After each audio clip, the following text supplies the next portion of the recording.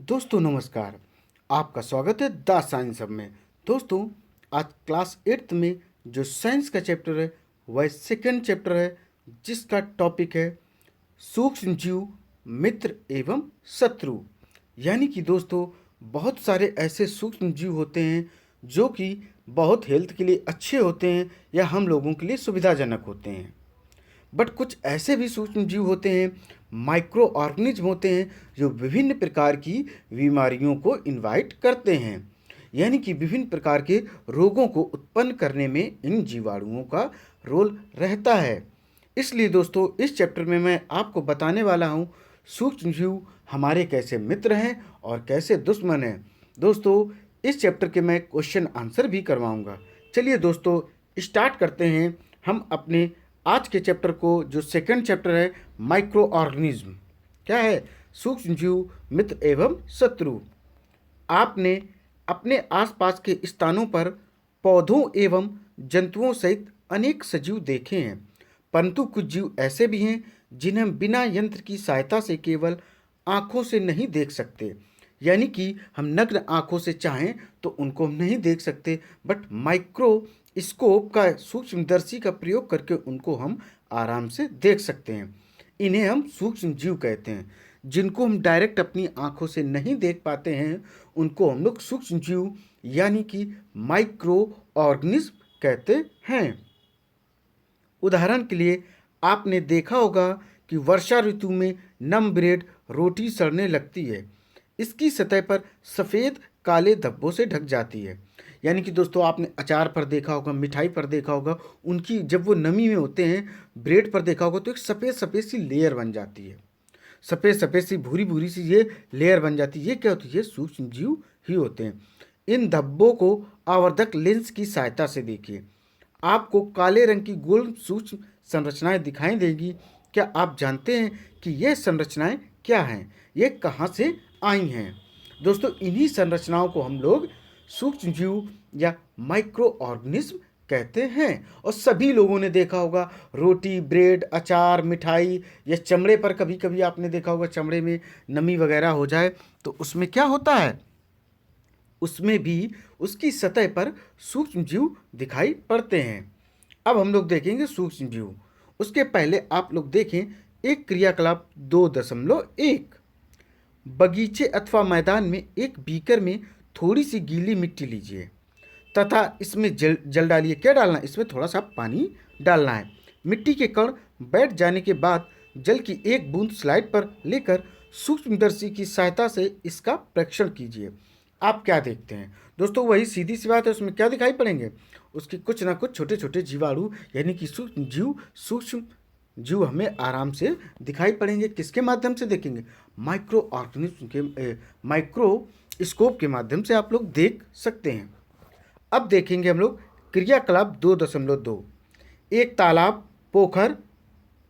तालाब देखना है क्या? पोखर देखना? जल की कुछ बूंदें लीजिए, कांच की स्लाइड पर फैलाकर सूक्ष्मदर्शी की सहायता से इनका परीक्षण कीजिए।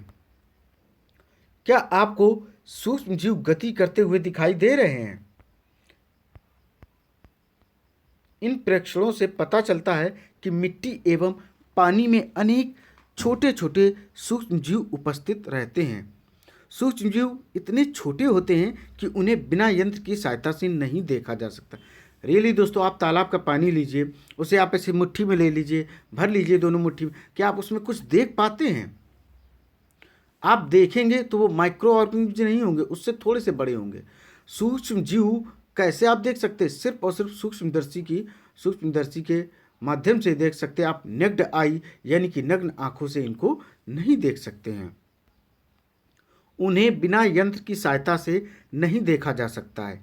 इनमें से कुछ जैसे कि ब्रेड पर उगने वाले कवक को आवर्धक लेंस की सहायता से देखा जा सकता है, जबकि अन्य बिना सूक्ष्मदर्शी की सहायता से दिखाई नहीं देते हैं। यही कारण है कि इन्हें सूक्ष्मदर्शी कहते हैं। सूक्ष्म जीवों को 4 मुख्य वर्गों में बांटा गया है। यह वर्ग हैं जीवाणु, कवक, प्रोटोजोआ एवं कुछ शैवाल। अगर आपसे पूछा जाए जो सूक्ष्म जीव हैं, माइक्रो ऑर्गेनिज्म हैं, इनके 4 कैटेगरी यानी कि 4 कौन कौन से भाग हैं? वह जीवाणु, कवक, प्रोटोजोआ और शैवाल है।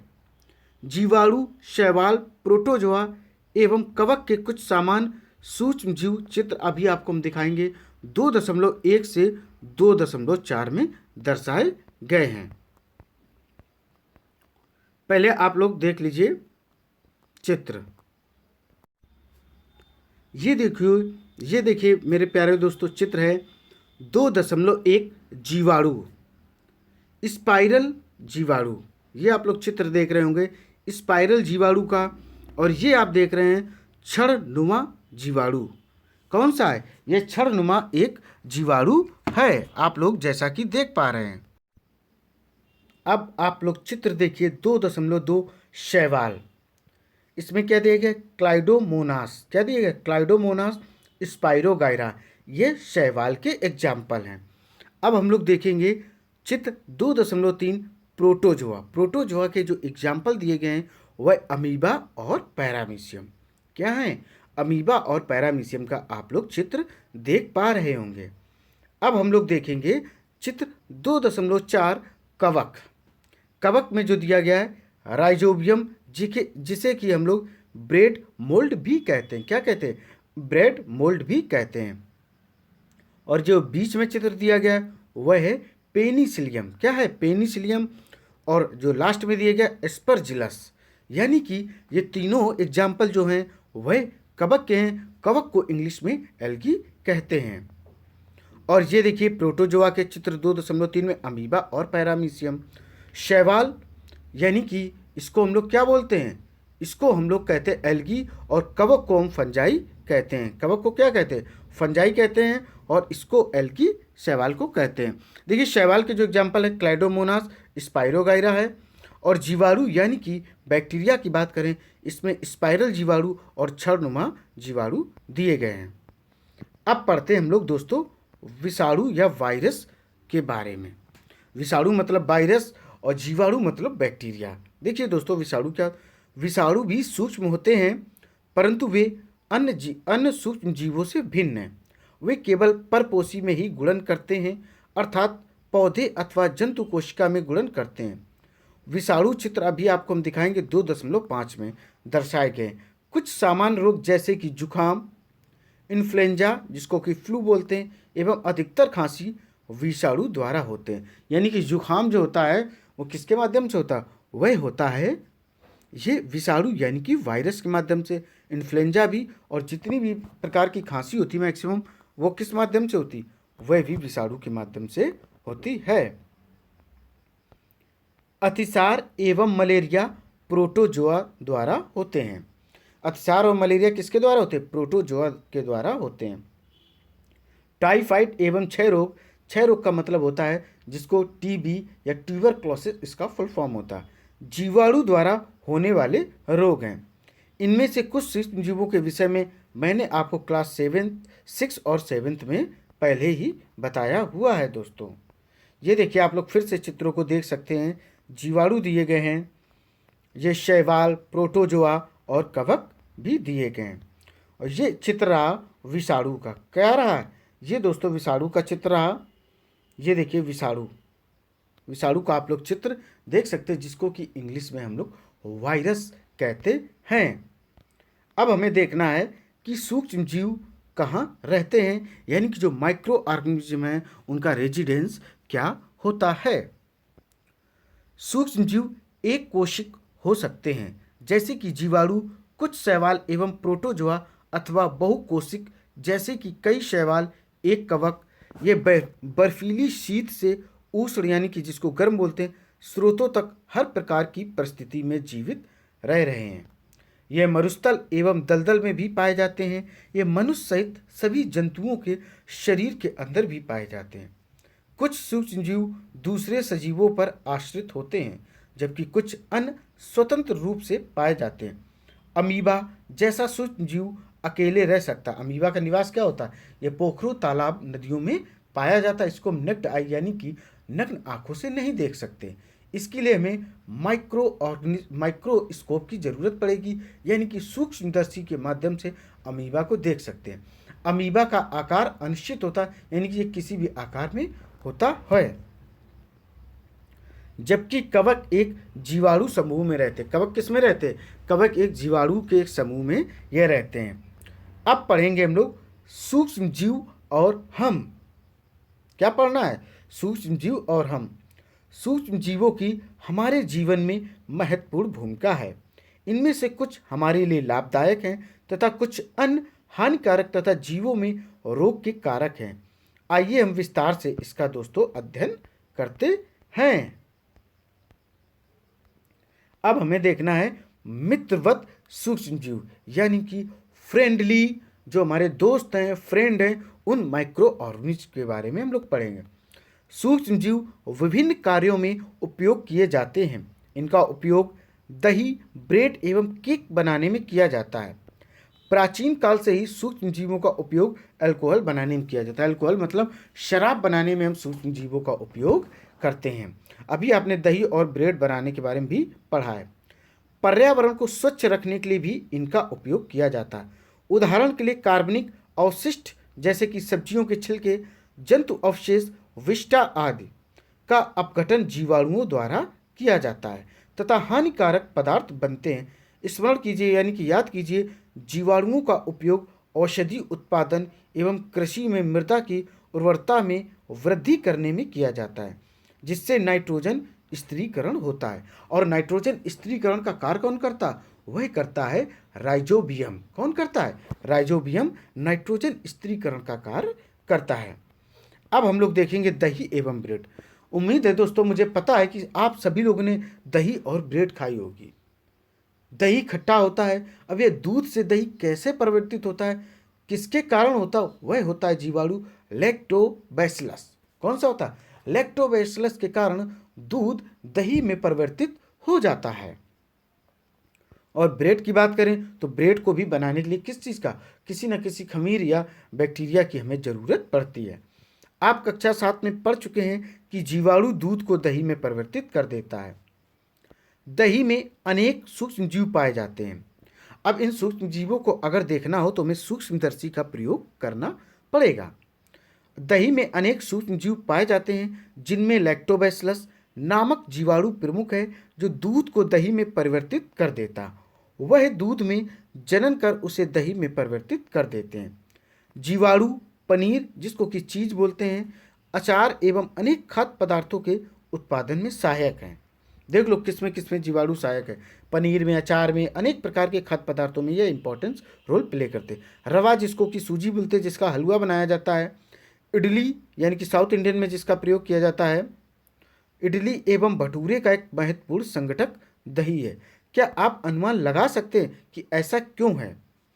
जीवाणु एवं ईस्ट चावल के आटे के किण्वन में सहायक होते हैं, जिससे इडली एवं डोसा बनाया जाता है। अब आप लोग क्रियाकलाप 2.3 देख सकते हैं। एक बर्तन में आधा किलोग्राम आटा अथवा मैदा लेकर उसमें थोड़ी सी चीनी डालकर गर्म जल से मिलाइए। इसमें थोड़ी मात्रा यानी कि 1 चुटकी ईस्ट पाउडर मिलाकर गूंथ लीजिए, यानी कायदे से इसको मिला लीजिए। आप 2 घंटे बाद क्या देखते हैं? क्या आपने गुथे हुए मैदे को उठा हुआ फूला हुआ पाया? बिल्कुल। ईस्ट पाउडर के साथ मैदा, खमीर द्वारा उठी हुई मैदा, और इससे क्या रोटी, ब्रेड इत्यादि चीज़ें बनाई जाती हैं। और आप चित्र में 2.6 में आप लोग देख पा रहे हैं। ईस्ट तीव्रता से जनन करके श्वसन के दौरान कार्बन डाइऑक्साइड उत्पादित करते हैं। गैस के बुलबुले खमीर वाले मैदे का आयतन बढ़ा देते हैं। चित्र 2.6 ये बेकिंग उद्योग में ईस्ट के उपयोग का आधार है, जिसमें ब्रेड, पेस्ट्री, जिसको कि पेस्ट्री भी कहते हैं, एवं केक बनाए जाते हैं। ध्यान रखिए दोस्तों, इतनी चीज़ें जो बनाई जा रही सारी की सारी क्या इसमें कोई ना कोई बैक्टीरिया का प्रयोग हुआ है ताकि यह टेस्टी लगे। अब देखिए सूक्ष्म जीवों का वाणिज्यिक उपयोग, यानी कि दोस्तों इनका व्यापार में क्या रोल होता है, क्या इनका उपयोग होता है, जैसे वाणिज्य या व्यापार से संबंधित कोई चीज़ हो उसमें। बड़े स्तर पर अल्कोहल तो बहुत इंपॉर्टेंट है, जो कि आर्थिक व्यवस्था एक दिन में 300 करोड़ ऊपर तक उठा सकती है। लॉकडाउन में ऐसे ही हुआ था। तो बड़े स्तर पर अल्कोहल, शराब एवं एस्टिक एसिड के उत्पादन में सूक्ष्म जीवों का उपयोग किया जाता है। जौ, गेहूं, चावल एवं फलों के रस में उपस्थित प्राकृतिक शर्करा में ईस्ट द्वारा अल्कोहल एवं शराब का उत्पादन किया जाता है। अब हम लोग क्रियाकलाप देखेंगे 2.4। 500 ml यानी कि आधा मिलीलीटर का एक बीकर लेकर इसमें 3/4 भाग तक जल भरिए। इसमें 2-3 चम्मच चीनी डालो, यानी कि डालो और प्लस घोलो। इसमें आधी चम्मच ईस्ट पाउडर डालिए। इसे 4-5 घंटे के लिए उष्ण यानी कि गर्म स्थान पर ढककर रख दीजिए। अब विलेन को सूंघ कर देखिए, इसमें क्या होगा? इसमें दोस्तों खट्टापन होगा। कैसा होगा? खट्टापन हो जाएगा। यह गंध अल्कोहल की है, जो चीनी के अल्कोहल में परिवर्तित होने के कारण बना है। चीनी के अल्कोहल में परिवर्तन की यह प्रक्रिया किण्वन अथवा फर्मेंटेशन कहलाता है। क्या कहलाता है? यह क्रिया किण्वन एवं फर्मेंटेशन कहलाता है। अब ये देखो, एक रहे साइंटिस्ट जिनका नाम है लुई पाश्चर। अब लुई पाश्चर ने क्या किया था? किण्वन की खोज की थी 1857 में। जब भारत में क्रांति हुई थी 1857 वाली, मंगल पांडे वाली, तभी लुई पाश्चर ने किस चीज़ की खोज की थी? किण्वन यानी कि फर्मेंटेशन की खोज की थी। अब दोस्तों देखना है सूक्ष्म जीवों के औषधि उपयोग, यानी कि जितने ये माइक्रो ऑर्गेनिज्म हैं, इनका मेडिकल में क्या रोल है। यानी कि जो मेडिसिन बनती, सिरप बनती हैं, जितनी भी वर्ल्ड में मेडिसिन बन रही हैं, उनमें इनका क्या रोल है। आइए दोस्तों हम इसको देखते हैं, प्लस इसको समझते हैं और पढ़ते हैं। जब कभी आप बीमार पड़ते हैं तो डॉक्टर आपको पेनिसिलिन का इंजेक्शन देते हैं अथवा कोई अन्य प्रतिजैविक की गोली अथवा कैप्सूल देते हैं। इन औषधियों का स्रोत सूक्ष्म जीव हैं। किसका किसका? पेनिसिलिन का, प्रतिजैविक या कैप्सूल का। इन औषधियों का स्रोत क्या? सूक्ष्म जीव यानी कि माइक्रो ऑर्गेनिज्म है। ये बीमारी पैदा करने वाले सूक्ष्म जीवों को नष्ट कर देती अथवा उनकी वृद्धि को रोक देती हैं। इस प्रकार की औषधि को प्रतिजैविक या इंग्लिश में एंटीबायोटिक कहते हैं। प्रतिजैविक को इंग्लिश में क्या कहते हैं? इंग्लिश में इसको एंटीबायोटिक कहते हैं। आजकल जीवाणु और कवक से अनेक प्रतिजैविक औषधियों का उत्पादन हो रहा है। स्ट्रेप्टोमाइसिन, टेट्रासाइक्लिन और एथ्रोमाइसिन सामान्य रूप से उपयोग किए जाने वाली प्रतिजैविक हैं। अगर सामान्य रूप से प्रतिजैविक कौन कौन से प्रतिजैविक हैं जिनका प्रयोग किया जाता है, तो स्ट्रेप्टोमाइसिन, टेट्रासाइक्लिन और एथ्रोमाइसिन हैं। ध्यान रखिएगा आप लोग, जिन्हें कवक एवं जीवाणु से उत्पादित किया जाता है। किसी विशिष्ट प्रकार के सूक्ष्म जीव का संवर्धन करके प्रतिजैविक का उत्पादन किया जाता है, जिन्हें अनेक रोगों की चिकित्सा में उपयोग में लाते हैं। यानी कि अनेक रोगों की चिकित्सा में हम इसका यूज करते हैं। अब हम लोग देखते हैं अलेक्जेंडर फ्लेमिंग, यानी कि ये जो आपको साइंटिस्ट दिख रहे हैं चित्र में, उनका नाम है अलेक्जेंडर फ्लेमिंग। सन 1929 में अलेक्जेंडर फ्लेमिंग जीवाणु रोगों से बचाव हेतु एक संवर्धन पर प्रयोग कर रहे थे। अचानक उनके संवर्धन तस्तरी पर हरे रंग की फफूंद के छोटे बीजाणु देखे। उन्होंने पाया कि ये फफूंद जीवाणु की वृद्धि को रोकते हैं। यह तथ्य पाया कि बहुत सारे जीवाणु फफूंद द्वारा मारे गए। इस प्रकार फफूंद से पेनिसिलिन बनाई गई। यानी कि दोस्तों पेनिसिलिन की खोज किसने की थी? अलेक्जेंडर फ्लेमिंग ने। किसने की थी? अलेक्जेंडर फ्लेमिंग ने खोज की थी। पशु आहार एवं कुक्कुट आहार में भी प्रतिजैविक मिलाए जाते हैं, जिसका उपयोग पशुओं में सूक्ष्म जीवों का संचरण रोकना है। प्रतिजैविक का उपयोग कुछ पौधों के रोग नियंत्रण के लिए भी किया जाता है। आइए दोस्तों अब देखते हैं इस येलो पैकेज में, यानी कि क्या ब्लॉक में दिया गया। आइए पढ़िए दोस्तों, इसको पढ़ते हैं पैराग्राफ को।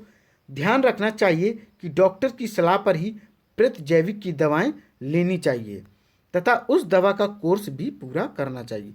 यदि आप प्रतिजैविक उस समय लेंगे जब उसकी आवश्यकता नहीं है, तो अगली बार जब आप बीमार होंगे और आपको प्रतिजैविक की आवश्यकता होगी तो वह उतनी प्रभावी नहीं होगी। इसके अतिरिक्त अनावश्यक रूप से ली गई प्रतिजैविक शरीर में उपस्थित उपयोगी जीवाणु भी नष्ट कर देती। सर्दी, जुकाम एवं फ्लू में प्रतिजैविक प्रभावशाली नहीं होती। यानी कि सीधी सी बात है, सर्दी जुकाम हो जाए, फ्लू हो जाए, तो इसमें मेडिसिन वगैरह काम नहीं करती, क्योंकि यह रोग विषाणु द्वारा होता है। किसके द्वारा होता है? विषाणु के द्वारा होता है। आइए दोस्तों, अब देखते हैं वैक्सीन और टीका के बारे में पढ़ते हैं। हम सभी को बचपन में कोई ना कोई वैक्सीन या टीका लगा है। जैसे पोलियो, 2 बूंद जिंदगी की। क्या 2 बूंद जिंदगी की? पोलियो को टीका सबको लगभग बचपन में लगाया जाता है। देखिए तो यह क्या होता है, इसका प्रोसेस क्या होता है। शिशु एवं बच्चों को टीका क्यों लगाया जाता है? जब रोग कारक सूक्ष्म जीव हमारे शरीर में प्रवेश करते हैं तो उनसे लड़ने के लिए हमारा शरीर प्रतिरक्षी उत्पन्न करता है। शरीर को यह भी स्मरण रहता है कि वही सूक्ष्म जीव अगर हमारे शरीर में पुनः प्रवेश करता है तो उससे किस प्रकार लड़ा जाए। अतः यदि मृत अथवा निष्क्रिय सूक्ष्म जीवों को स्वस्थ व्यक्ति के शरीर में प्रविष्ट कराया जाए तो शरीर की कोशिकाएं उसी के अनुसार लड़ने के लिए प्रतिरक्षी उत्पन्न करके रोग कारक को नष्ट कर देती। ये प्रतिरक्षी हमारे शरीर में सदा के लिए बनी रहती हैं तथा रोग कारक सूक्ष्म जीव से हमारी सदा के लिए सुरक्षा करती एवं रक्षा करती। इस प्रकार इस प्रकार टीका या वैक्सीन कार्य करता है। हैजा, क्षय, चेचक तथा हेपेटाइटिस जैसी अनेक बीमारियों को वैक्सीन या टीके द्वारा रोका जा सकता है। ये देखिए, आप लोग एक साइंटिस्ट को देख पा रहे होंगे चित्र में। इन्होंने टीके की खोज की थी। इनका नाम है एडवर्ड जेनर ने चेचक के लिए 1798 में चेचक के टीके की खोज की थी। अगर आपसे पूछा जाए कि चेचक के टीके की खोज किसने की थी तो वह हैं एडवर्ड जेनर। टाइम था 1798। देखिए, आपके बचपन में आपको भी अनेक रोगों से रक्षा करने के लिए टीके यानी कि वैक्सीन दिए गए होंगे। क्या आप इन रोगों की सूची तैयार कर सकते हैं? इसके लिए आप अपने माता पिता की मदद ले सकते हैं। सभी बच्चों को इन रोगों से सुरक्षा की आवश्यकता है। आवश्यक टीके निकट के अस्पताल में उपलब्ध होते हैं। बच्चों को पोलियो से बचाने के लिए आपने टेलीविज़न एवं समाचार पत्रों में पोलियो के टीकाकरण के विज्ञापन यानी कि पल्स पोलियो देखे होंगे। इसका ऐड कौन करता? अमिताभ बच्चन। 2 बूंद जिंदगी की। क्या बोलते हैं? 2 बूंद जिंदगी की। पोलियो ड्रॉप बच्चों को दिया जाने वाला वास्तव में एक टीका या वैक्सीन होता है। चेचक के विरुद्ध विश्वव्यापी अभियान चलाया गया। अब आप लोग सोच रहे हो चेचक से हो क्या जाता? मेरे प्यारे दोस्तों, चेचक से बॉडी लकवा मार जाती, यानी कि शरीर का कोई भी भाग ऐसा एकदम लूज हो जाएगा, वो कार्य करना ही बंद कर देगा शरीर के अन्य भागों की अपेक्षा। इसी को हम लोग चेचक कहते हैं। इसको क्या कहते हैं? इसको हम लोग चेचक नहीं, उसको हम लोग पोलियो कहते हैं। अब चेचक की बात करें, चेचक में क्या होता है? इसमें छोटी मात्रा और बड़ी मात्रा 2 प्रकार की होती। इसमें त्वचा पर छोटे छोटे से निशान, पहले फफोले पड़ते फिर उनके निशान हो जाते हैं। चेचक के विरुद्ध विश्वव्यापी अभियान चलाया गया जिसके परिणाम स्वरूप विश्व के अधिकांश भागों से चेचक का उन्मूलन हो गया, यानी कि चेचक को खत्म कर दिया गया। आजकल सूक्ष्म जीवों से टीके का उत्पादन बड़े स्तर पर किया जाता है जिसमें मनुष्य एवं अनेक जंतुओं को उनके रोगों से बचाया जाता है। अब हम लोग देखेंगे मिट्टी की उर्वरता में वृद्धि, यानी कि मिट्टी कितनी उत्पादन क्षमता है, उसकी उत्पादन क्षमता को बढ़ाने में जो आपके सूक्ष्म जीव हैं उनका क्या रोल होता है। कुछ जीवाणु एवं नीले हरे शैवाल, ब्लू ग्रीन एल्गी। चित्र में दिखाएंगे 2.7 में वायुमंडलीय नाइट्रोजन का स्थिरीकरण कर सकते हैं। दोस्तों, मैंने आपको बताया था वायुमंडल में नाइट्रोजन का जो स्थिरीकरण का कार्य करता है वह होता है राइजोबियम। क्या होता है? राइजोबियम वह होता है। इस प्रकार मृदा में नाइट्रोजन का संवर्धन होता है तथा उसकी उर्वरता में वृद्धि होती है। इन्हें सामान्यतः जैविक नाइट्रोजन स्थिरीकारक कहते हैं। क्या कहते हैं? जैविक नाइट्रोजन स्थिरीकारक भी इनको हम कहते हैं। ये आप लोग चित्र देख पा रहे होंगे। 2.7 नाइट्रोजन स्थिरीकारक साइनोबैक्टीरिया, एक नीले हरे शैवाल। साइनोबैक्टीरिया कैसा है? ब्लू ग्रीन एल्गी, जैसा कि आप लोग चित्र में देख पा रहे होंगे। देखिए दोस्तों चित्र आराम से आप लोग। अब हम लोग देखेंगे पर्यावरण का शुद्धिकरण। क्या दोस्तों देखना है? पर्यावरण का शुद्धिकरण, यानी कि दोस्तों जो हमारे सूक्ष्म जीव हैं माइक्रो ऑर्गेनिज्म है वह किस तरीके से इन्वायरमेंट को क्लीन करते हैं। आइए दोस्तों पढ़ते हैं। अपने विद्यालय के माली को देखने के पश्चात पहली बूझों और दूसरे विद्यार्थियों ने घरों व बगीचों से पत्तियां एवं फल सब्जियों का कचरा एकत्र करके उसके निपटान के लिए बनाए गए गड्ढों में डाला। कुछ समय बाद इसका विघटन होने से यह खाद में परिवर्तित हो गया। पहली और बूझो जानना चाहते हैं ये किस प्रकार हो सकता है। दोस्तों जब पत्ती और जो बगीचे का गार्डन का कचरा था उसको जब एक गड्ढे में डालेंगे तो जो माइक्रो ऑर्गेनिज्म होते हैं वो ह्यूमस उत्पन्न करके उन कचरों को क्या करते धीरे धीरे खाद के रूप में परिवर्तित कर देते हैं। ये कौन करता है? ये सारा का सारा का माइक्रो ऑर्गेनिज्म यानी कि सूक्ष्म जीव करते हैं।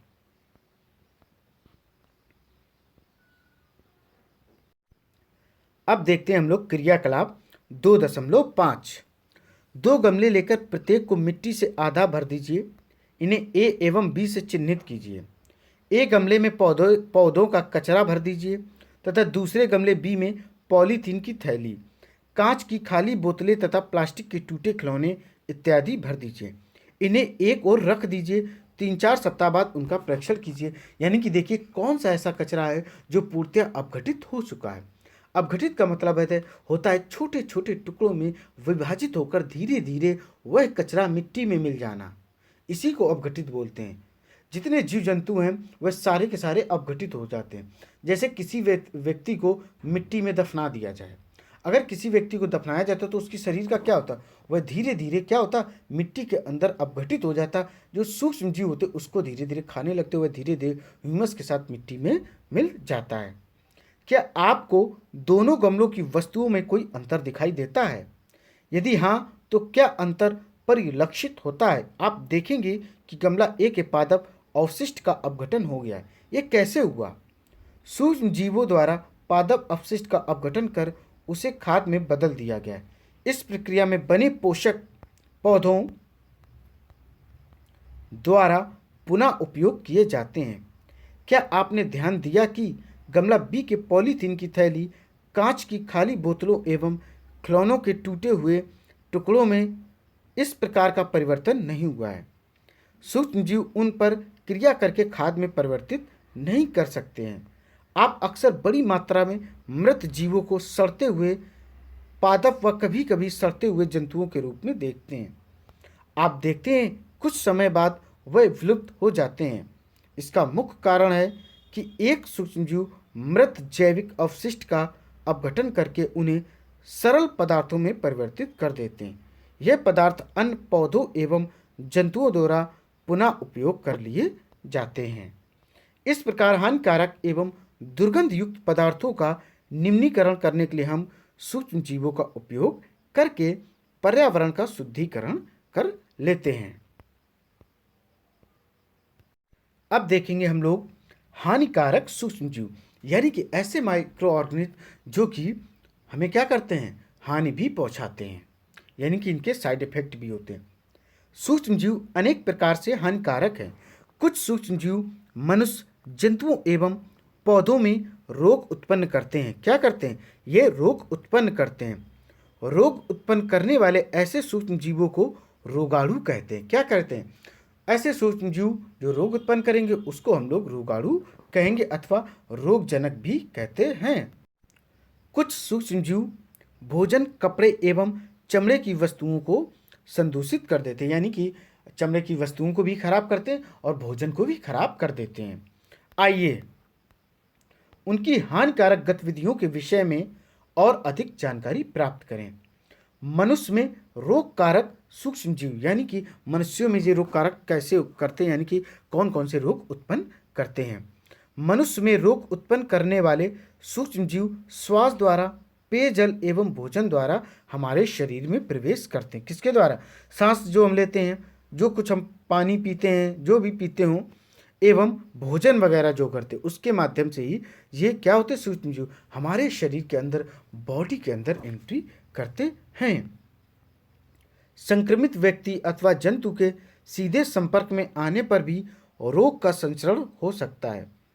सूक्ष्म जीवों द्वारा होने वाले ऐसे रोग जो एक संक्रमित व्यक्ति से स्वस्थ व्यक्ति में वायु, जल, भोजन अथवा कायिक संपर्क द्वारा फैलते हैं संचरणीय रोग कहलाते हैं।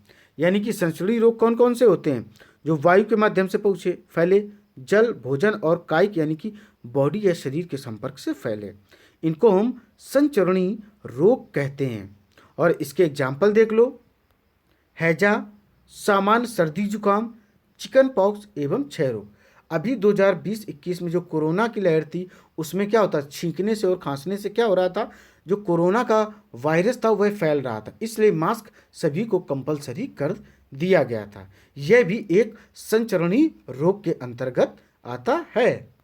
जब जुकाम से पीड़ित कोई व्यक्ति छींकता है तो सूक्ष्म बूंदों के साथ हजारों रोग कारक यानी कि वायरस, जिसको हिंदी में विषाणु कहते हैं, वायु में आ जाते हैं। वह वायरस श्वास के साथ ली जाने वाली वायु के साथ शरीर में प्रवेश कर जाते हैं। कहाँ प्रवेश कर जाते हैं? शरीर में प्रवेश कर जाते हैं। देखिए ये क्या दिया गया, तब आप संसर्गीय रोगों को फैलना किस प्रकार रोकते हैं। हमें छींकते समय अपने मुंह एवं नाक पर एक रुमाल रखना चाहिए। अच्छा तो यही है कि संक्रमित व्यक्ति से पर्याप्त दूरी बनाए रखें। यानी कि दोस्तों ध्यान रखने वाली बात है, जब भी छींके खांसे तो अपने नाक और मुंह को किसी कपड़े से ढक लें, ताकि जो आपके नाक और मुंह से जीवाणु निकले वो किसी और को प्रभावित ना करें। कुछ कीट एवं जंतु ऐसे भी हैं जो रोग कारक सूक्ष्म जीवों के रोग वाहक का कार्य करते, यानी कि जो रोग फैलाते नहीं हैं और रोग ये फैलाएंगे नहीं, बट रोग को आप तक ले जाने में मदद करेंगे, इसी को रोग वाहक कहते हैं। घरेलू मक्खी इसका एक उदाहरण है।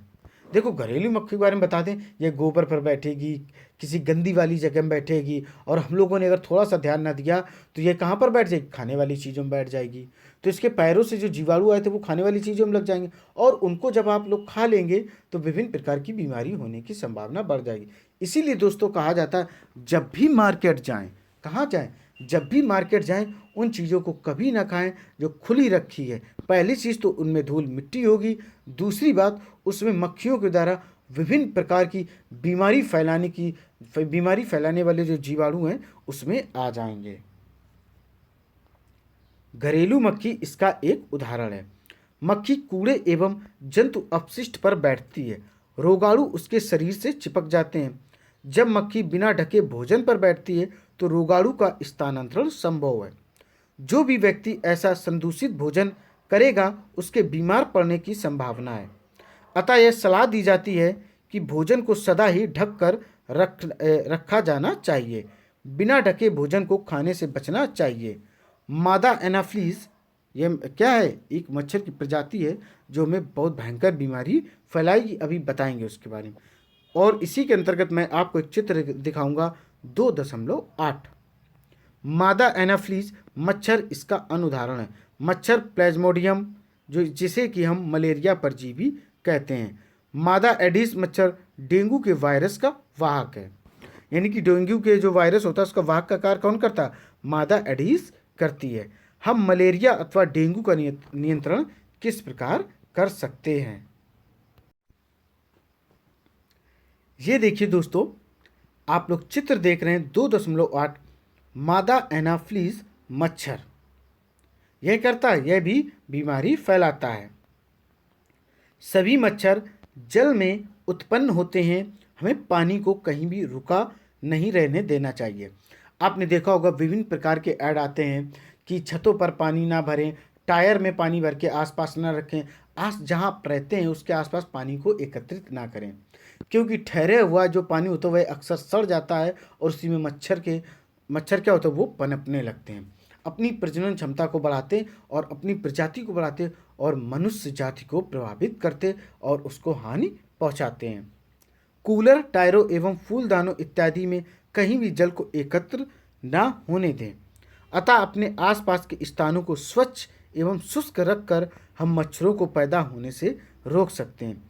ऐसे उपायों की सूची बनाने का प्रयास कीजिए जिसे अपनाकर मलेरिया को फैलने से रोका जा सकता है। तो मलेरिया को क्या? आसपास पानी ना फैलने दें, आसपास साफ रखें, एरिया सूखा रखें, शुष्क रखें, और आप मच्छरदानी प्रयोग कर सकते हैं। विभिन्न प्रकार के ऑयल आते उनका भी प्रयोग कर सकते हैं। तो ऐसे आप मलेरिया से अपने आप को सुरक्षित रख सकते हैं। अब देखिए एक सारणी आपको हम दिखाते हैं जो कि बहुत इंपॉर्टेंट है। मनुष्य में सूक्ष्म जीवों द्वारा होने वाले सामान्य रोग। अब देखिए मानव रोग, उसका देखेंगे रोग कारक सूक्ष्म जीव, संचरण का तरीका और बचाव के उपाय। देखिए जैसे पहला रोग है क्षय रोग, जिसको हम लोग टीबी या ट्यूबरक्लोसिस कहते हैं। क्या कहते हैं इसको? हम लोग टीबी या ट्यूबरक्लोसिस भी कहते हैं। इसका रोग कारक सूक्ष्म जीव क्या है? जीवाणु, जिसको कि हम लोग बैक्टीरिया कहते हैं। संचरण का तरीका यानी कि फैलता कैसे? वायु के माध्यम से। ठीक है। और देखो अब खसरा, खसरा को मीजल्स बोलते हैं। यह फैलता वायरस के माध्यम या विषाणु के माध्यम से। कौन सा ऐसा जीव कौन सा होता है? सूक्ष्म जीव, वह वायरस या विषाणु होता है। और फैलता किसके माध्यम से? वायु के माध्यम से फैलता है। अब देखिए चिकन पॉक्स, यह वायरस से वायु और सीधे संपर्क से होता है। पोलियो वायरस और वायु जल से होता है। अब देखते हैं इसमें बचाव के उपाय।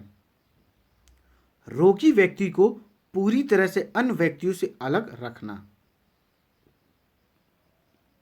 यानी कि अगर इस बीमारी से कोई ग्रसित व्यक्ति है उसको क्या करना है? सभी व्यक्तियों से अलग रखना है। रोगी की व्यक्तिगत वस्तुओं को अलग रखना, उचित समय पर टीकाकरण करना।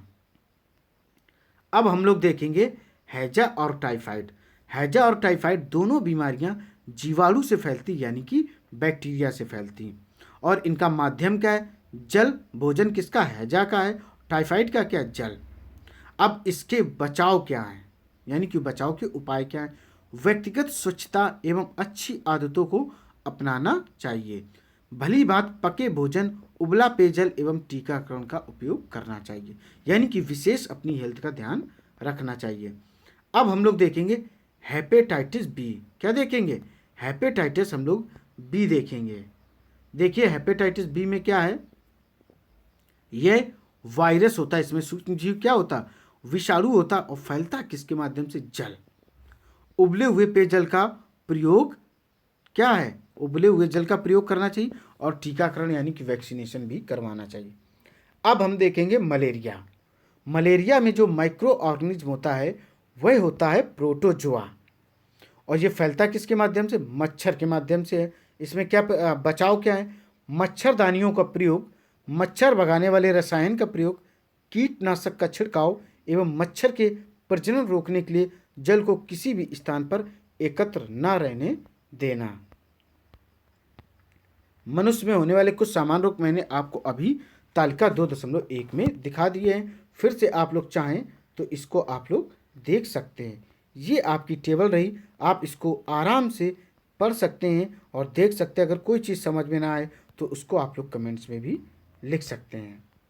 अब हम लोग देखेंगे जंतुओं में रोग कारक जीवाणु, यानी कि अगर दोस्तों जब हम लोगों को प्रॉब्लम हो सकती है तो जानवरों को भी प्रॉब्लम हो सकती है। अनेक सूक्ष्मजीव केवल मनुष्य एवं पौधों में ही रोग के कारक नहीं, वरन वे दूसरे जंतुओं में भी रोग के कारक होते हैं।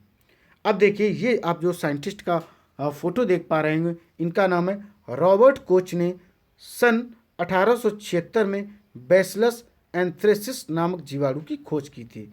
एंथ्रेस रोग का मुख्य कारक है, यानी कि रॉबर्ट कोच ने 1876 में किसकी खोज की थी?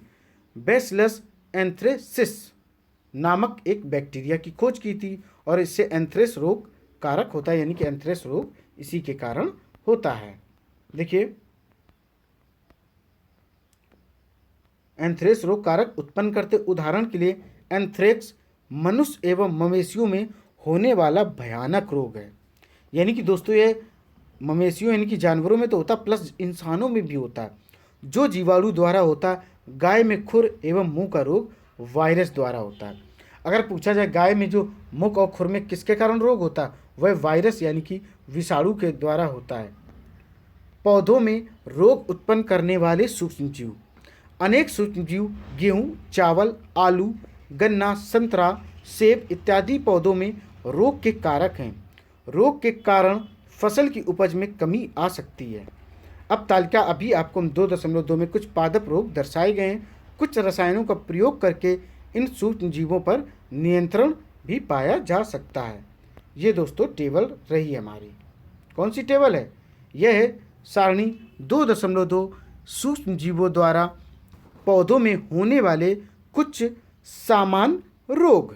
देखिए, नींबू कैंकर, इसमें कौन सा सूक्ष्म जीव होता है? यह होता है जीवाणु या बैक्टीरिया के द्वारा। और ये फैलता किसके माध्यम से? संचरण क्या होता है? फैलने का माध्यम वह है वायु यानी कि एयर। अब देखिए, गेहूं की रस्ट, ये होता कवक, किसकी वजह से? कवक यानी कि फंजाई की वजह से होता है। ये फैलता है किसके माध्यम से? वायु एवं बीज के माध्यम से। अब देखिए, भिंडी की पीत, यह वायरस यानी कि विषाणु के माध्यम से होता। फैलता कैसे? कीट के माध्यम से यह फैलता है। ये आपकी टेबल रही, फिर भी इसको आप दोबारा आराम से देख सकते हैं और इसको पढ़ सकते, समझ सकते हैं। आइए दोस्तों, अब देखते हैं खाद्य विषाक्तन यानी कि फूड पॉइजनिंग। आपने सुना होगा कि खाना खाने से फूड पॉइजनिंग हो गई, इस तरीके के शब्द आपने जरूर सुने होंगे। देखिए दोस्तों, उसमें क्या होता, बूझो के एक मित्र ने उसे एक पार्टी में आमंत्रित किया। वहाँ उसने अनेक प्रकार के व्यंजन खाए। घर आने पर उसे वमन यानी कि उल्टी वोमिटिंग होने लगी। उसे अस्पताल ले जाया गया। डॉक्टर ने बताया कि यह खाद्य विषाक्तन के कारण होने वाली स्थिति है, यानी कि इस व्यक्ति को क्या हो गया, इस बच्चे को फूड पॉइजनिंग हो गई है। पहली को आश्चर्य होता है कि भोजन विष कैसे बन सकता है। सूक्ष्म जीवों द्वारा संदूषित भोजन करने से खाद्य विषाक्तन हो सकता है, यानी कि फूड पॉइजनिंग हो सकती है। हमारे भोजन में उत्पन्न होने वाले सूक्ष्म जीव कभी कभी विषैले पदार्थ उत्पन्न करते हैं। यह भोजन को विषाक्तन बना देते हैं, जिसके सेवन से व्यक्ति भयंकर रूप से रोगी हो सकता है अथवा कभी कभी उसकी मृत्यु भी हो सकती है। यानी कि दोस्तों, फूड पॉइजनिंग से कभी कभी क्या, डेथ भी होने की संभावना रहती। इसलिए बी अलर्ट, जब भी कुछ खाएं तो सोच समझ कर ही खाएं। अतः यह आवश्यक है कि हम भोजन को संदूषित होने से बचाएं, यानी कि उसे खराब होने से, सड़ने से उसे बचाएं। कोशिश करें कि बासा खाना बिल्कुल भी ना खाएं, क्योंकि वह एक फूड पॉइजनिंग का एग्जाम्पल सबसे बड़ा होता है। अब देखेंगे हम लोग खाद्य परीक्षण। क्या पढ़ना है? अब हम लोगों को पढ़ना है खाद्य परीक्षण। अध्याय 1 में हमने खाद्य बीजों के परीक्षण एवं भंडारण के उपायों के विषय में पढ़ा था। हम पके हुए भोजन का घर पर परीक्षण किस प्रकार कर सकते हैं? आप जानते हैं कि खुले एवं नम स्थान पर रखी ब्रेड पर कवक आक्रमण कर देते हैं। सूक्ष्म जीव हमारे भोजन को संदूषित कर देते हैं। संदूषित भोजन से दुर्गंध आने लगती है, इसका स्वाद भी खराब हो जाता है तथा रंग रूप में भी परिवर्तन आ सकता है। क्या भोजन का संदूषण एक रासायनिक अपक्रिया है? पहली ने कुछ आम खरीदे, परंतु कई दिनों तक वह उन्हें नहीं खा पाई। बाद में उसने देखा कि वे सड़ गए हैं, परंतु वह जानती है कि उसकी दादी द्वारा बनाया गया आम का अचार काफ़ी समय तक संदूषित नहीं होता। वह भ्रमित है। आइए हम खाद्य परीक्षण के कुछ नमूने देखते हैं। कुछ सामान्य तरीकों का हम लोग अध्ययन करेंगे जिनका उपयोग अपने घरों में करते हैं। हमें इन्हें सूक्ष्म जीवों से बचाव के उपाय करने चाहिए। अब देखते हैं रासायनिक उपाय यानी कि केमिकल ऑप्शन। क्या देखना है? हमें यह चीज़ चेक करनी है। नमक एवं खाद्य तेल का उपयोग सूक्ष्म जीवों की वृद्धि रोकने के लिए सामान्य रूप से किया जाता है, अतः इन्हें परिरक्षक कहते हैं। किसको परिरक्षक कहते हैं? नमक और खाद्य तेल को हम क्या कहते हैं? सूक्ष्म जीवों की वृद्धि बढ़ाने के लिए इन्हें रोका जाता है, इसलिए इन्हें हम परिरक्षक कहते हैं। हम नमक अथवा खाद्य अम्ल का प्रयोग अचार बनाने में करते हैं, जिससे सूक्ष्म जीवों की वृद्धि नहीं होती है। सोडियम बेंजोएट तथा सोडियम मेटा बाइसल्फाइड सामान्य परीक्षक हैं। सामान्य परीक्षक कौन कौन से हैं? सोडियम बेंजोएट तथा सोडियम मेटा बाइसल्फाइड हैं। जैम एवं स्क्वैश बनाने में इन रसायनों का उपयोग उन्हें संदूषित होने से बचाता है। अब देखते हैं हम लोग नमक द्वारा परीक्षण। सामान्य नमक का उपयोग मांस एवं मछली के परीक्षण के लिए काफ़ी लंबे अरसे से किया जा रहा है। जीवाणु की वृद्धि रोकने के लिए मांस तथा मछली को सूखे नमक से ढक देते हैं। नमक का उपयोग आम, आंवला एवं इमली के परीक्षण में भी किया जाता है। अब हम लोग देखेंगे चीनी द्वारा परीक्षण। जैम, जेली एवं स्क्वैश का परीक्षण चीनी द्वारा किया जाता है। चीनी के प्रयोग से खाद्य पदार्थ की नमी में कमी आ जाती है, जो संदूषण करने वाले जीवाणुओं की वृद्धि को नियंत्रित करता है। अब देखेंगे तेल एवं सिरके द्वारा परीक्षण। किसके द्वारा? तेल और सिरके। सिरके को हम लोग छिरका भी कहते हैं। तेल एवं सिरके का उपयोग अचार को संदूषण से बचाने में किया जाता है, क्योंकि इसमें जीवाणु जीवित नहीं रह सकते। सब्जियां, फल, मछली तथा मांस का परीक्षण इस विधि द्वारा करते हैं। अब देखेंगे गर्म एवं ठंडा करना। आपने अपनी माँ को दूध उबाल कर रखते हुए देखा होगा।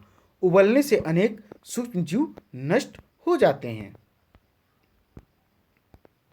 इसी प्रकार हम अपना भोजन रेफ्रिजरेटर में रख देते हैं, क्योंकि कम ताप सूक्ष्मजीवों की वृद्धि को रोकता है। थैलियों में आने वाला दूध संदूषित क्यों नहीं होता? मेरी माँ ने बताया कि यह दूध पाश्चुरीकृत यानी कि पाश्चुरीकरण क्या है। देखिए, पाश्चुरीकृत दूध को बिना उबाले इस्तेमाल किए जा सकता है, क्योंकि यह सूक्ष्म जीवों से मुक्त होता है। इसके लिए दूध को 70 सेल्सियस पर 15 से 30 सेकंड के लिए गर्म करते हैं। 17 सेल्सियस पर 15 से 30 सेकंड के लिए इसको हम गर्म करते हैं, फिर एकाएक ठंडा कर उसका भंडारण कर लेते हैं। ऐसा करने से सूक्ष्म जीवों की वृद्धि रुक जाती है। इस प्रक्रिया की खोज लुई पाश्चर नामक वैज्ञानिक ने की थी। अगर दोस्तों पूछा जाए कि इस क्रिया की खोज किसने की थी, तो वह हमारे प्यारे साइंटिस्ट थे लुई पाश्चर। कौन थे? लुई पाश्चर नामक वैज्ञानिक ने खोज की थी। इसीलिए इसे क्या कहते हैं? पाश्चुरीकरण कहते हैं। क्या कहते हैं? पाश्चुरीकरण इसको कहते हैं। अब हम लोग देखेंगे भंडारण एवं पैकिंग। आजकल मेवे तथा सब्जियां भी वायुरोधी सील किए गए पैकेटों में बेचे जाते हैं, जिससे सूक्ष्म जीवों से सुरक्षा होती हो। चिप्स वगैरह देख लो, कुरकुरे देख लो, क्या होते हैं? सब वायुरोधी होते हैं। अगर इनको बाहर निकालेंगे तो ये मुलायम हो जाएंगे, यानी कि इनमें नमी आने लगेगी और खाने में मज़ा नहीं आएगी। इसलिए इनकी पैकिंग की जाती वायुरोधी, किसी भी प्रकार की हवा इनके अंदर नहीं जानी चाहिए। अब देखेंगे हम लोग नाइट्रोजन स्थिरीकरण। आपने कक्षा 6 और 7 में राइजोबियम जीवाणु के बारे में पढ़ा है, जो लेग्यूम पौधों यानी कि जिसको कि दलहन बोलते हैं, दलहन में नाइट्रोजन स्थिरीकरण में सहायक है। और दोस्तों बता दें, देखिए आगे दिया भी गया है, याद कीजिए आप लोग, राइजोबियम लेग्यूम पौधों की ग्रंथिकाओं में रहते हैं, जैसे सेम और मटर, जो एक सहजीविता है। कभी कभी तड़ित विद्युत द्वारा भी नाइट्रोजन का स्थिरीकरण होता है। परंतु आप जानते हैं कि नाइट्रोजन की मात्रा वायुमंडल में स्थिर रहती। आपको आश्चर्य होगा ये कैसे संभव। आइए इसके विषय में अगले भाग में हम समझते हैं।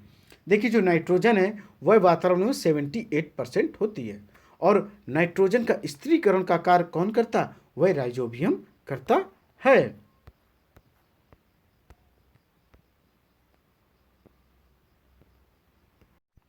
आइए दोस्तों, मैं आपको चित्र दिखाता हूँ 2.9 लेग्यूम पौधे की जड़ ग्रंथिकाएं। ये देखिए दोस्तों, आप लोग देख पा रहे होंगे लेग्यूम पौधे की जड़ ग्रंथिकाएं। ठीक है दोस्तों, अब हम लोग देखते हैं नाइट्रोजन चक्र। क्या पढ़ना है? नाइट्रोजन साइकिल के बारे में पढ़ना। हमारे वायुमंडल में 78% नाइट्रोजन गैस है और ऑक्सीजन कितनी? 21% है। नाइट्रोजन सभी सजीवों का आवश्यक संघटक है, जो प्रोटीन, परहरित जिसको कि इंग्लिश में क्लोरोफिल कहते हैं, न्यूक्लिक एसिड एवं विटामिन में उपस्थित होता है। पौधे एवं जंतु वायुमंडलीय नाइट्रोजन का उपयोग सीधे नहीं कर सकते। मिट्टी में उपस्थित जीवाणु व नीले हरे शैवाल वायुमंडलीय नाइट्रोजन का स्थिरीकरण करके नाइट्रोजन यौगिकों में परिवर्तित कर देते हैं। जब नाइट्रोजन इस प्रकार उपयोगी यौगिकों में परिवर्तित हो जाती है, पौधे इसका उपयोग मिट्टी में से जड़ तंत्र द्वारा करते हैं। इसके पश्चात अवशोषित नाइट्रोजन का उपयोग प्रोटीन एवं अन्य यौगिकों के संश्लेषण में करते हैं।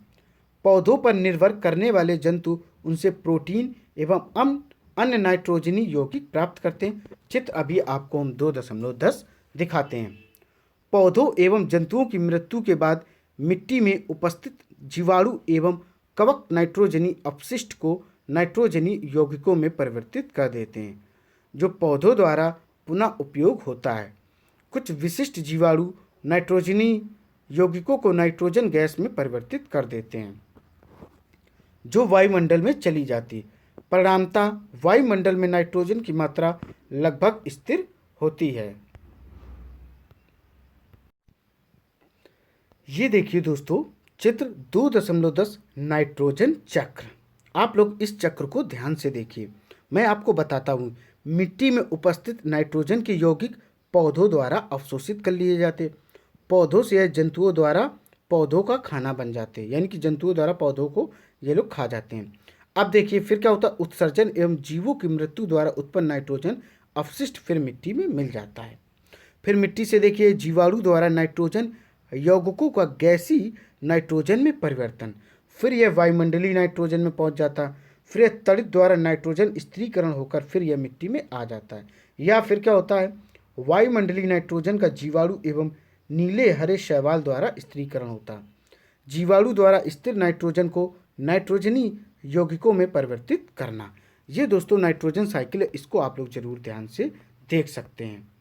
अब दोस्तों, जैसा कि हमारा चैप्टर कंप्लीट हो चुका है, अब हम कुछ प्रमुख शब्द देखेंगे। शैवाल, प्रतिजैविक, प्रतिरक्षी, जीवाणु, वाहक, संक्रामक रोग, किण्वन, कवक, लैक्टोबैसिलस, सूक्ष्मजीव, नाइट्रोजन चक्र, नाइट्रोजन स्थिरीकरण, पाश्चुरीकरण, रोग जनन, परिरक्षण, प्रोटोजोआ, राइजोबियम, टीका जिसको कि वैक्सीन बोलते हैं, विषाणु, ईस्ट जिसे हम खमीर कहते हैं। ये शब्द मैंने आपको पहले भी बताए हैं।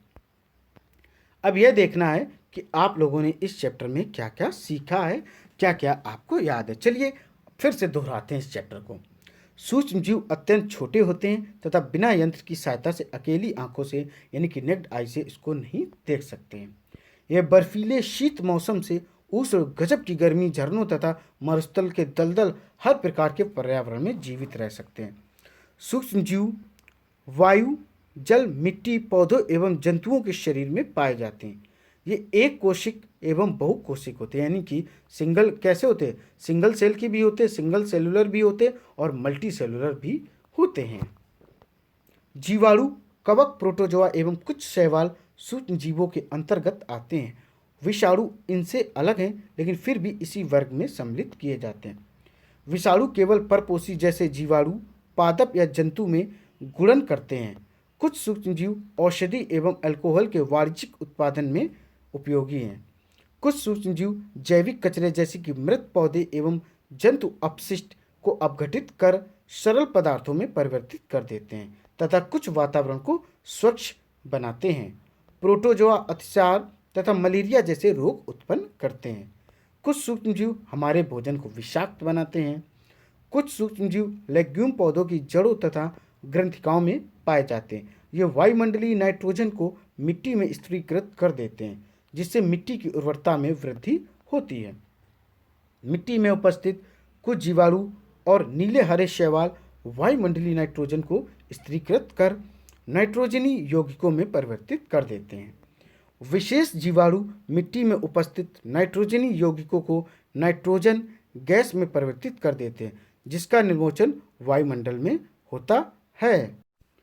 आइए दोस्तों, अब हम लोग देखते हैं अभ्यास प्रश्न। क्या देखना है, अभ्यास प्रश्न देखना है जिसमें पहला प्रश्न है रिक्त स्थानों की पूर्ति कीजिए। का नंबर देखिए, सूक्ष्म जीवों को सूक्ष्मदर्शी की सहायता से देखा जा सकता है यानी कि माइक्रोस्कोप के माध्यम से। खा नंबर देखिए, नीले हरे शैवाल वायु से नाइट्रोजन का स्थिरीकरण करते हैं जिससे मिट्टी की उर्वरता में वृद्धि होती है। गा नंबर देखिए, अल्कोहल का उत्पादन ईस्ट नामक सूक्ष्म जीव की सहायता से किया जाता है। घा नंबर देखिए, हैजा जीवाणु के द्वारा होता है। अब हमें यह करना है कि इसमें सही गलत का टिक करना है। देखिए 2 नंबर का ईस्ट का उपयोग निम्न के उत्पादन में होता है, तो इसमें क्या हो जाएगा, हो जाएगा अल्कोहल यानी कि दूसरा नंबर। अब देखो खा नंबर, निम्न में से कौन सा प्रतिजैविक है, तो प्रतिजैविक की बात करेंगे तो इसमें हो जाएगा सेकेंड स्ट्रेप्टोमाइसिन। क्या हो जाएगा, स्ट्रेप्टोमाइसिन हो जाएगा। गा नंबर देखो, मलेरिया परजीवी का वाहक है यानी कि जो मलेरिया है वह परजीवी का वाहक है, इसका जो आंसर हो जाएगा दोस्तों वह हो जाएगा फर्स्ट नंबर मादा एनाफ्लीस मच्छर। अब हम लोग देखेंगे घा नंबर। क्या देखना, घा नंबर, संचरणीय रोगों का सबसे मुख्य कारक क्या है? तो इसका जो आंसर हो जाएगा वह सेकेंड हो जाएगा घरेलू मक्खी। अड़ा नंबर देखिए, ब्रेड अथवा इडली फूल जाती, इसका क्या कारण है? तो इसका जो आंसर हो जाएगा थर्ड नंबर ईस्ट कोशिकाओं की वृद्धि। अब हम लोग देखेंगे 4 नंबर, चीनी को अल्कोहल में परिवर्तित करने का प्रक्रम का जो नाम है वह होता है थर्ड नंबर किण्वन, जिसको कि फर्मेंटेशन कहते हैं। क्या कहते? फर्मेंटेशन कहते हैं। अब हम लोग क्वेश्चन देखते हैं थर्ड नंबर, कॉलम फर्स्ट को सेकेंड से मिलाना है। तो जो का नंबर दिया गया जीवाणु दिया गया, तो यह मिलेगा जाकर किससे? हैजा का कारक। किससे मिलेगा जाकर? हैजा का कारक से जाकर यह मिलेगा, यानी कि 5वां नंबर दिया गया। खा नंबर देखो, राइजोबियम। जो राइजोबियम है यह फर्स्ट नंबर से नाइट्रोजन स्थिरीकरण से जाकर मिलेगा। गा नंबर देखिए, लैक्टोबैसिलस, यह सेकंड से मिलेगा दही का जमना। घा नंबर देखो ईस्ट, तो ईस्ट का कार्य क्या होता है? ईस्ट का जो कार्य होता है इसका थर्ड होगा ब्रेड की बेकिंग, यानी कि ब्रेड को बनाने का थर्ड नंबर इसका आंसर होगा ब्रेड की बेकिंग। अगला नंबर देखो एक प्रोटोजोआ, तो इसका जो आंसर हो जाएगा वह 4 नंबर हो जाएगा मलेरिया का कारक। 4 नंबर देखो एक विषाणु, तो इसका जो बचा क्या बचा? एड्स का कारक। एड्स का कारक हो जाएगा। अब हम लोग क्वेश्चन देखेंगे 4 नंबर, क्या सूक्ष्मजीव बिना यंत्र की सहायता से देखे जा सकते? यदि नहीं तो वे कैसे देखे जा सकते हैं? हम सूक्ष्मजीवों को नेक्ड यानी कि नग्न आंखों से नहीं देख सकते क्योंकि ये बहुत अधिक छोटे होते हैं और इनको देखने के लिए हमें सूक्ष्मदर्शी की जरूरत पड़ेगी। सूक्ष्मदर्शी को माइक्रोस्कोप भी कहते हैं इंग्लिश में। अब देखेंगे क्वेश्चन नंबर 5, सूक्ष्मजीवों के मुख्य वर्ग कौन कौन से होते हैं? तो इनके 4 वर्ग होते हैं, शैवाल, प्रोटोजोआ, कवक, बैक्टीरिया। यानी कि जीवाणु, कवक, प्रोटोजोआ और शैवाल, इनके 4 वर्ग ही होते हैं। अब हमें देखना 6 नंबर क्वेश्चन, 6 नंबर देखना है, वायुमंडलीय नाइट्रोजन का मिट्टी में स्थिरीकरण करने वाले सूक्ष्म जीवों के नाम क्या है? तो यह इंपॉर्टेंट, सबसे इंपॉर्टेंट इसमें कौन सा होता? वह होता है आपका राइजोबियम। क्या होता है राइजोबियम? मिट्टी में मौजूद राइजोबियम और कुछ नीले हरे शैवाल जैसे बैक्टीरिया वायुमंडलीय नाइट्रोजन का मिट्टी में स्थिरीकरण कर सकते हैं। बाद में इन्हें नाइट्रोजन यौगिकों में परिवर्तित करके पौधों द्वारा प्रोटीन और अन्य यौगिकों के संश्लेषण के लिए उपयोग किए जाते हैं। अब हम लोग देखेंगे क्वेश्चन नंबर 7, हमारे जीवन में उपयोगी सूक्ष्म जीवों के बारे में आप 10 बातें बताओ। तो ये किसमें होते हैं? देखिए दोस्तों, पहले सूक्ष्म जीव आप समझ लो, ये क्या होते हैं? बहुत छोटे होते हैं, इनको नग्न आंखों से यानी कि नेक्ड आई से नहीं देख सकते और इनको देखने के लिए हमें किसकी ज़रूरत पड़ती है? हमें सूक्ष्मदर्शी की ज़रूरत पड़ती है। अब देखिए 10 बातें, देखिए बिल्कुल 10 बातें। कुछ रोगाणुओं का उपयोग सीवेज और औद्योगिक अपशिष्टों के जैविक उपचार में किया जाता है और कई का उपयोग वायुमंडलीय नाइट्रोजन को ठीक करके मिट्टी की उर्वरता में किया जाता है। कई का दवाइयों और एंटीबायोटिक्स तैयार करने में उपयोग किया जाता है। प्रदूषण कम करने में भी प्रयोग किया जाता है। दूध से दही यानी कि लैक्टोबैसिलस जीवाणु के दही के जमने में सहायता होता है। किण्वन प्रक्रिया यानी कि ईस्ट द्वारा शराब अल्कोहल बनाने में किया जाता है, ब्रेड बनाने में किया जाता है। यह बेकिंग में अचार और खाद बनाने में भी इनका उपयोग किया जाता है। अब हम लोग क्वेश्चन देखेंगे 8 नंबर, सूक्ष्म जीवों द्वारा होने वाले हानिकारक प्रभावों का संक्षिप्त में विवरण दीजिए। दोस्तों सीधी बात समझ लो, इससे क्या होता है कि में विभिन्न प्रकार के रोग होने की संभावना रहती है। ठीक है, सूक्ष्म जीव कई मायने में हम लोगों के लिए बहुत हार्मफुल होते हैं। सूक्ष्म जीवों में कुछ मानव, पौधों और जानवरों में के कारण बनते हैं। ऐसे रोग पैदा करने वाले सूक्ष्म जीवों को रोगजनक रोग कहते हैं या इनको रोगाणु भी कहते हैं। कुछ सूक्ष्म जीव भोजन, कपड़े और चमड़े को खराब कर देते हैं। मनुष्यों को प्रभावित करने वाले कुछ सामान्य रोग हैं, जैसे हैजा देख सकते हो आप लोग, सर्दी जुकाम, चिकन पॉक्स, देख सकते हो, याद आया? तपेदिक देख सकते हो, टीबी देख सकते हो। कई सूक्ष्म जीव न केवल मनुष्यों में बल्कि पशुओं भी बीमारियों का, विभिन्न प्रकार की बीमारी का कारण बनते हैं। जैसे एग्जाम्पल आप लोग याद करो, एंथ्रेक्स एक खतरनाक मानव और मवेशी रोग है। एंथ्रेक्स ऐसा रोग है जो मानव और मवेशी सभी में होता है। जो एक जीव किसके कारण होता है? ये एक बैक्टीरिया के कारण होता है। पौधों में सूक्ष्म जीवों द्वारा विभिन्न प्रकार की बीमारियां होती हैं, जैसे गेहूं, चावल, आलू, गन्ना, संतरा आदि में भी विभिन्न प्रकार की बीमारी माइक्रो ऑर्गेनिज्म के कारण होती है। अब हम क्वेश्चन देखेंगे 9 नंबर, प्रतिजैविक क्या है? प्रतिजैविक लेते समय कौन सी सावधानियां रखनी चाहिए? देखिए, वे दवाएं जो सूक्ष्म जीवों के द्वारा होने वाले रोगों के विकास को रोकती, यानी कि सूक्ष्म जीव हमारे अंदर पनप ना पाए, ऐसी दवा को हम प्रतिजैविक मेडिसिन या एंटीबायोटिक्स मेडिसिन कहते हैं। और प्रतिजैविक ये क्या कहलाती है? प्रतिजैविक इनको ही कहते हैं। उदाहरण के लिए जैसे स्ट्रेप्टोमाइसिन, टेट्रासाइक्लिन आदि आप देख सकते हो। पेनिसिलिन भी इसी में आती है। अब देखिए, जरूरत ना होने या गलत खुराक में प्रतिजैविक लेने से बचना चाहिए। बिना डॉक्टर की सलाह के कोई भी हमें प्रतिजैविक दवा नहीं लेनी चाहिए, कभी भी एक्सपर्ट नहीं बनना चाहिए। और जो डॉक्टर डिसाइड करे कि इतने दिन का ड्यू है, इतने दिन तक आपको दवा खानी तो खानी है। अगर नीड नहीं है किसी भी मेडिसिन की तो हमें किसी भी प्रकार की कोई दवा लेना नहीं चाहिए। दोस्तों, इस बात को ध्यान रखना चाहिए। उम्मीद है दोस्तों कि ये वीडियो आपको पसंद आया होगा। इसी तरीके के एनसीईआरटी के वीडियो आपको लगातार मिलते रहेंगे। दोस्तों, यह सिविल सर्विसेज और सभी के लिए सिविल सर्विसेज यानी कि PCS, UPSC, RO, ARO, railway group D, PGT, TST और सुपर टेट के लिए और रेलवे ग्रुप डी के लिए वेरी वेरी इंपॉर्टेंट। इवन जितने भी एग्जाम हैं जिसमें साइंस आती है सभी के लिए ये वेरी इंपॉर्टेंट है। बस दोस्तों, आपको करना क्या है कि आपको इसी तरीके की वीडियो मिलते रहें। बस वीडियो को लाइक करें, शेयर करें और चैनल को अधिक से अधिक सब्सक्राइब करें। दोस्तों जय हिंद।